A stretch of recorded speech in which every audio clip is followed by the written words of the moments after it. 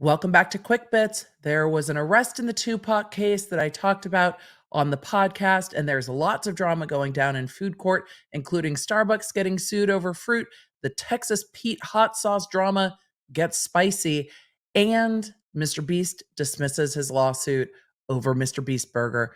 We need to get into it. I'm legal analyst Emily D. Baker. This is the Quick Bits, where I break down just the main points of the pop culture and entertainment cases I'm currently covering on YouTube and the Emily Show podcast. Let's get into it. For Quick Bits, I'm combining 2 weeks because I had a podcast the week before, but I wasn't streaming because I was at the Vid Summit conference. And then this week we had streams. And then the audio only podcast was a special episode of Sidebars from the Depp v. Heard trial. In the Tupac case, we are still waiting for the arraignment of Keefe D, who was arrested for the murder of Tupac almost 30 years ago now. It's going to be very interesting to see if his book is used against him and what, if any, impact there is of a deal he made with the feds a number of years ago. I'm very interested to see legally how this case is going to play out. And then, well, we need to get to food court. We had 2 episodes of food court because there was so much drama going on with Texas Pete hot sauce that we just had to do 2 episodes. Before that, though, Mr. Beast dismissed his federal lawsuit over Mr. Beast Burger. However, there is still a state lawsuit where the company that does his ghost kitchens is suing him. I imagine what we will see is either a settlement of all of the cases, or when Mr. Beast answers the case in state court, that he will bring counterclaims at that time, similar to what he filed in federal court. So that was a voluntary dismissal on Mr. Beast's end. Then we've got Starbucks. Starbucks is getting sued over their refreshers, with the plaintiffs alleging that the refreshers don't have the fruit that they say they have in the flavor of the drink, and that one expects that if Starbucks says it is a pineapple mango drink, that it has both pineapple and mango. And when I covered this on live stream, some were saying, well, yeah, we need to know what's in a drink because of allergies and for other reasons. And some were saying, I didn't really assume that it had all of those fruits in it. I assumed that that was the flavor. And that is where this lawsuit is going to break down. Is Starbucks advertising that it's made with all those fruits? Or is Starbucks advertising that that is the flavor of the drink? I want to know your thoughts on that down below. And then the drama got spicy. You may remember the Texas Pete lawsuit, where a guy in California purchased Texas Pete hot sauce and then was mad that the Texas Pete hot sauce was not made in Texas, but in fact is made in North Carolina, which it says on the bottle. The plaintiff in that case is dismissing the lawsuit, alleging harassment from Texas Pete's lawyers. The lawyers were trying to serve individuals with deposition subpoenas who are connected to this plaintiff. Now, this is the second case where the plaintiff has dismissed the case and used their motion to dismiss to excoriate the other side, saying that the other side is harassing them through subpoenas. In a Kroger lawsuit over sunscreen and this lawsuit over Texas Pete, the plaintiff is alleging that subpoenaing others that might be involved in the case is harassment.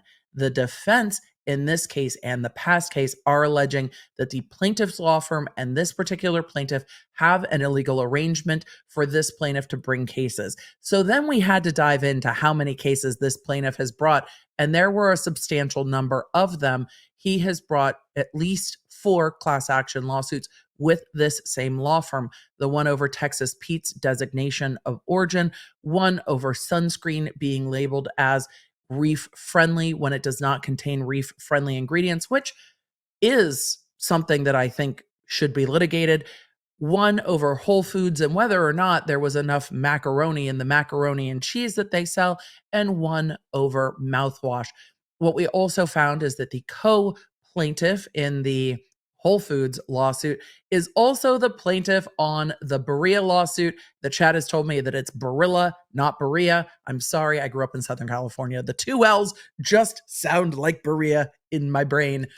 So co-plaintiff also has at least 4 food litigations going on with this same plaintiff's firm. So we went all the way down the rabbit hole, and a few of those lawsuits have been dismissed in the same way, alleging the other side is using the court process to harass when they're trying to serve deposition subpoenas to see if this plaintiff has a relationship with the plaintiff's law firm such that they are deciding together to maybe bring these lawsuits, and it's not actually a case in controversy. I'm going to be keeping an eye on that. We've decided we need to do an entire like McDonald's episode of Food Court.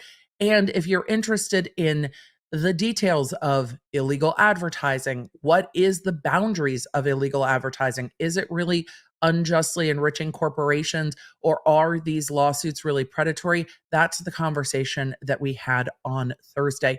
I think Food Court is fascinating. It was really needed last week, and I hope that you enjoyed those episodes, diving in a little bit more to the law, what these illegal capper agreements look like in plaintiffs' law with these food class actions, and what some of those food class actions have settled for. Because there was one over Benefiber that settled for almost $5 million with the same law firm and the same plaintiff. So if you want all the tea on that, that is over on my long form channel. But for now, that is the quick bits. Next week, it will be back into covering more of the heavy cases that we need to catch up with.